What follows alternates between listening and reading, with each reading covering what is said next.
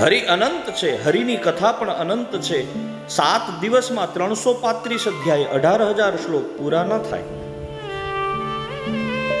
સવારે 7 વાગ્યાથી શરૂ કરીને સાંજે 7 સુધી કરો કથા, વચ્ચે ખાલી 1 કલાકનો વિરામ. 7 દી નહીં, 1 મહિનો કરો તો પૂરી ન થાય, 1 વર્ષ કરો તોય પૂરી ન થાય. હમણાં પ્રફુલભાઈ બહુ અદ્ભુત વાત કરી.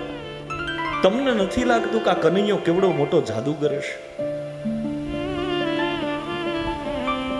5000 વર્ષ પહેલા જેને વાહળી વગાડી, એની વાહળીના સૂર ઉપર આજે મોટા માંડવડા જો નાચતું હોય તો એ વગાડવા વાળો કેવો ખતરનાક માણસ છે.